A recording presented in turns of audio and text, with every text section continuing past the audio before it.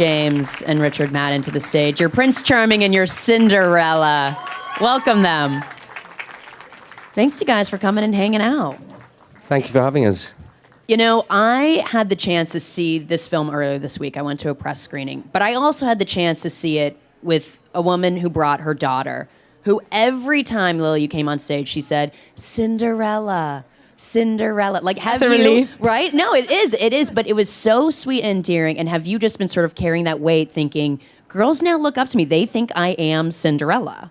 Yeah, I don't know. I mean, it's been really nice at the premieres and stuff. Like they've been so sweet. The saddest one though, this little girl came up. She was like, "It's really sad. Both your parents died." And I was like, "Oh no, it's a fairy tale." But yeah, it's really sweet. And they want to stroke my skirt. And when we were filming the casting director's little girl, she was 4. I have this stool that I sat on, and my skirt's like a tent. It was so big, and she just sat under my skirt with Smarties stroking my leg. That's so sweet. And then for you, Richard, I mean, just being Prince Charming, and if you've already played sort of a king, we know you from Game of Thrones, you've already kind of carried that weight. So were you like, oh, this is an easy transition for me. I've already got this. No, it wasn't easy. No, I was like, everyone's got an idea of who the prince is, so I just kind of was aware of that and not wanting to do it wrong. But I just wanted to try and kind of make a character from scratch and forget that he was the prince and just think of him as a young guy who lives in a palace. Right, an apprentice in some ways, an apprentice. Now, I mean, this story, Cinderella, I'm familiar with sort of the Disney, the 1950s animated story. I mean, what sort of weight does this story hold to you? I mean, were you someone who grew up with Cinderella in your childhood? Yeah, I loved all the fairy tales. Sorry, I'm just going to apologise for the fact that I sound like a man. I'm slightly losing my voice. Manderella. Yeah. I think Beauty and the Beast was my favourite. I loved the music. I used to love to sing. So that, and I loved Little Mermaid, and I think they're great. I think that, especially as the princesses have changed over time, they're kind of the girls that want more, and they're free spirits, and they want to break the rules, and I think they've become really strong characters over the course of Disney, since Cinderella, where she's slightly more passive in the animation. So we wanted to change that in this. Was it, I don't want to say a struggle, but was it different getting into sort of the accent to be in Cinderella? Because there is like a light change in your voice. Well, it sounds like it now because I talk much higher. Is that it? I sound like Prince Charming right now.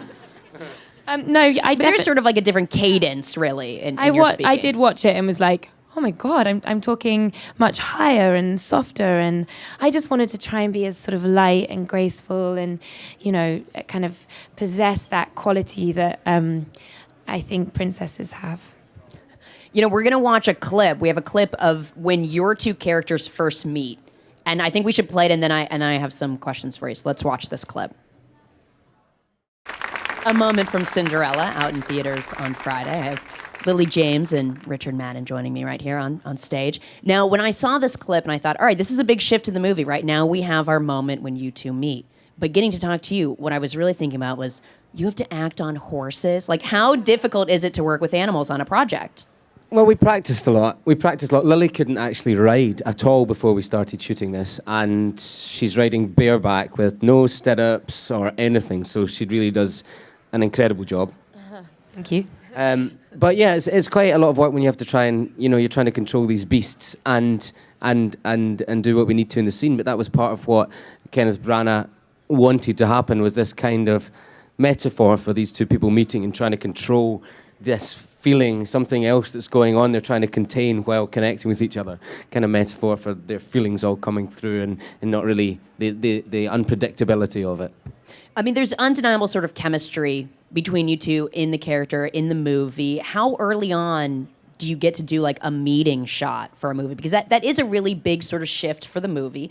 Do you do it early on? That was our first day of filming. Really? First day of filming? Yeah. Ken wanted to sort of capture the energy of two young people meeting for the first time on camera. So we'd only met twice, briefly, before we shot that scene. And we didn't have a screen test together or anything.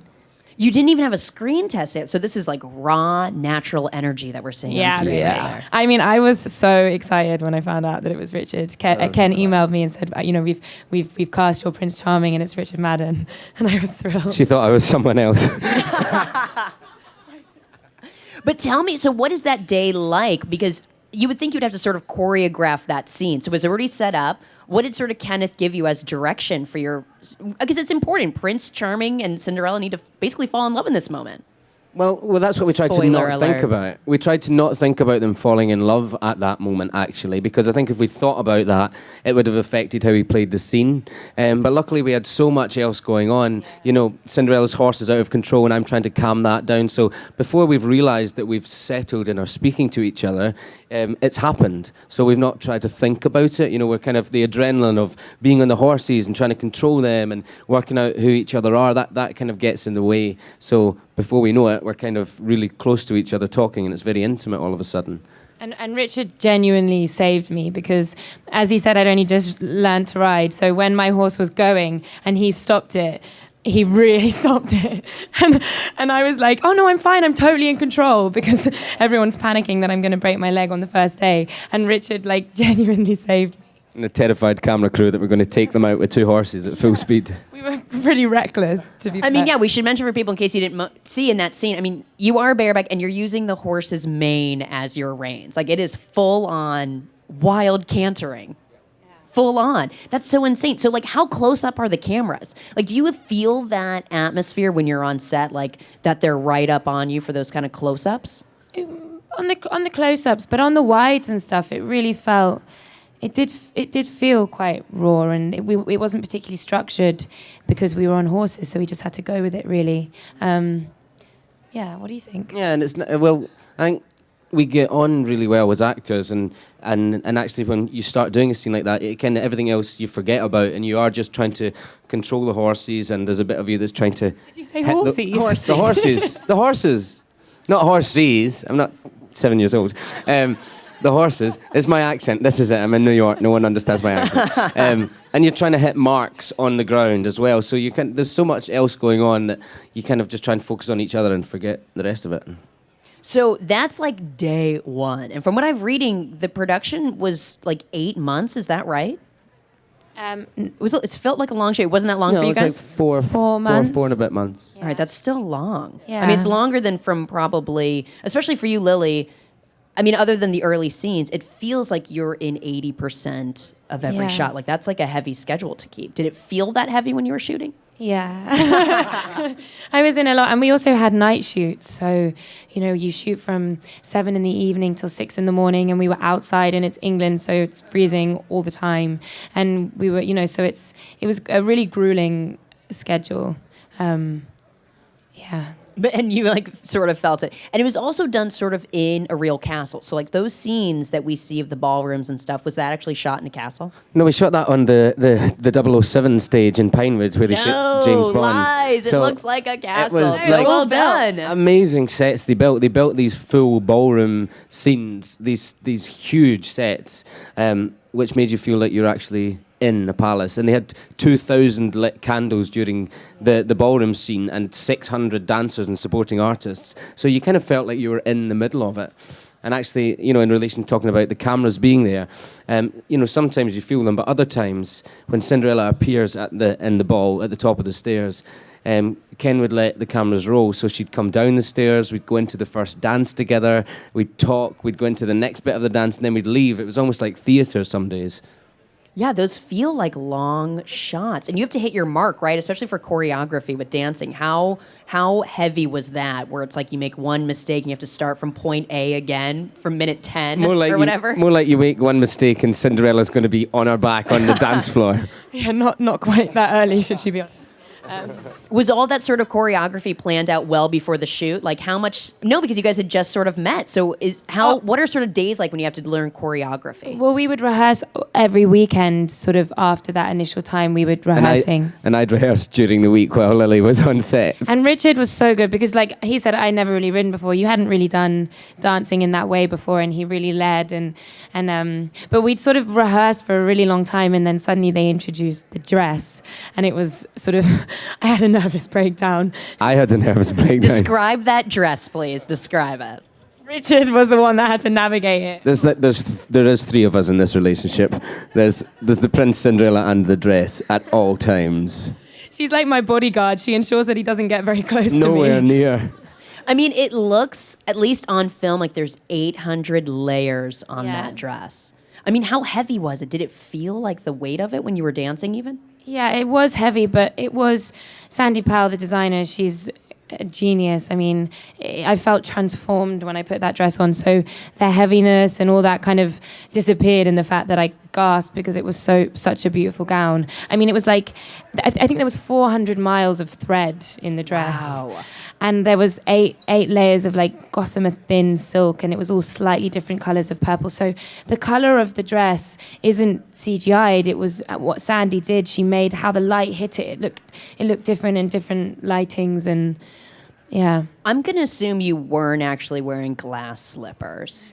Can Well I? assumed. Yeah, okay. Because what would you sort of see when you were shooting? Because we saw in the trailer, absolutely beautiful, stunning shoe. But what were you wearing? Like Reeboks? No, that would be cool. I did wear trainers when I was running sometimes, but I had little like pretty like silver slippers, but with green spots on them, so that they can CGI the sparkle. Because it was Swarovski crystal, so you just couldn't. It would have broken, and it was an amazing shoe, wasn't it?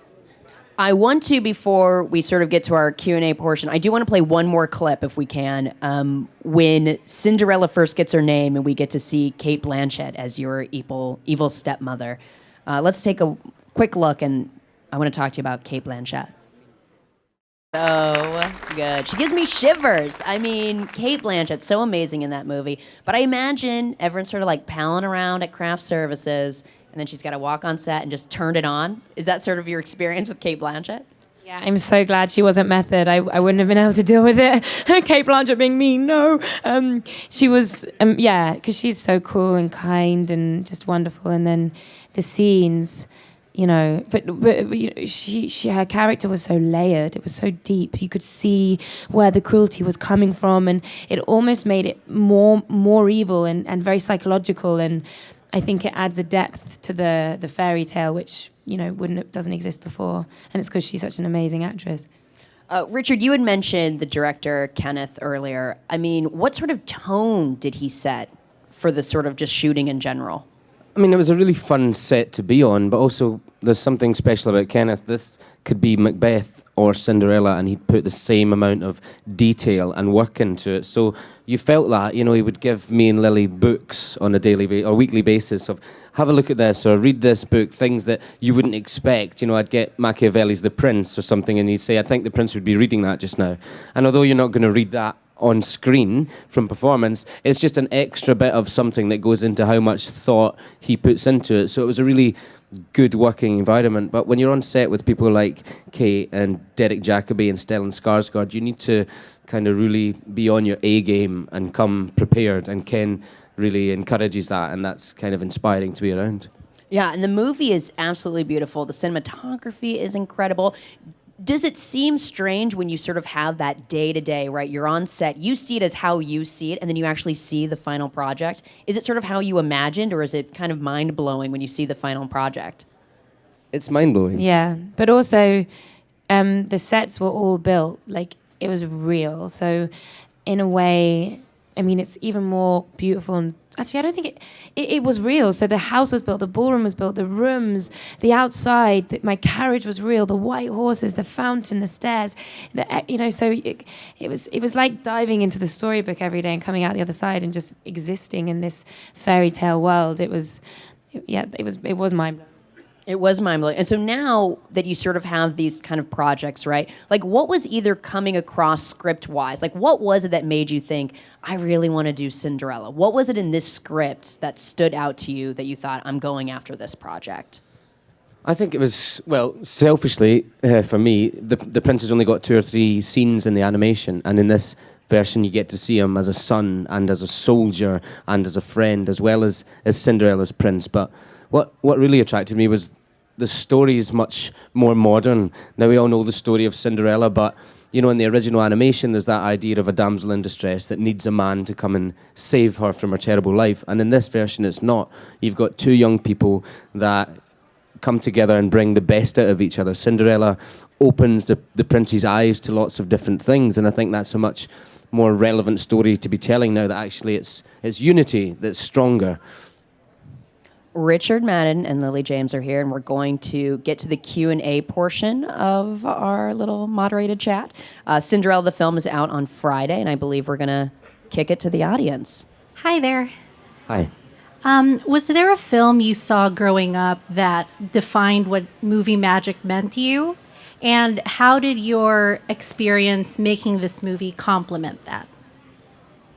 I think I don't know if this is right, but I think the first movie I saw at the cinema was Titanic. Even though I think I was 11, I think I was way too young to go, but I think my mum snuck me in. And that for me was movie magic. I mean, unbelievable. And I also love Kate Winslet. So, yeah. And then doing this film. Yeah, this exceeded every expectation for me. Like, as a girl, to play a princess, to do it with these kind of actors, and I guess, like in Titanic, there was so much happening around us on the sets that, you know, that you just had to respond, you know, like a sinking ship or a pumpkin turning into a carriage. I don't really know. It's a good question. I mean, I don't know. I loved Jurassic Park growing up. It was always like the best movie to me. I suppose I've got an attraction to these films that are like fantastical but could be real. Really? Well, you know what I mean? When you're 12 years old, you're like, but they could like recreate dinosaurs. This could happen. And I suppose like and then this film is magic come to life as well. So if this is for you both, if you were to host your own ball and be able to invite whoever you'd wanted, fictional or non-fictional, who would you invite? Oh my gosh, that's a good question. I'd invite you. Thanks. I'd invite you. You guys have the dance down too, so you can like We lead just it. do the dance on repeat. No, I wouldn't do that dance. I don't ever want to do that dance again. I don't know. I mean, to be honest, if I could just have a ball right now, I'd do it with just all my friends for sure. Yeah. And we've kind of got the same friends, so the list would be quite short, I think. Hi there. My question is as in recent years, Disney launched this new interpretation of fairy tale. How do you guys think of this trend? Would it like they define like the girl does not need a princess to save him? And how would you see that these new trends are moving with girls? Thank you. Yeah, I think especially recently, you know, Brave, what a cool princess, a rebellious, brave princess. And then Frozen, you know, that's about sisterhood. And with this, like Richard was saying, we didn't want it to be about a prince saving a girl. It was more that these two people meet as equals, and there's such strong, beautiful individuals sort of from within that they connect and they enrich each other just as much as, you know, he does her. So we hope so. How did you feel when the evil stepsisters said called you Cinderella? Oh, that was really mean. But very hurtful when someone bullies you in that way and gangs up on you, and it was 3 against 1, and you know, and she's just trying her best, and they turn her lovely name Ella into something spiteful. And you know what, after that scene she gets really upset, and that's when she rides off and she meets Prince Charming. So, you know, maybe sometimes when things like that happen, it will lead to something wonderful. Cool. Well, let's end on the words of wisdom from Lily James, and many thanks to Richard Madden for being here. We really do appreciate it. Guys, go see Cinderella. It is in theaters on Friday. Thank you. Thank you for coming.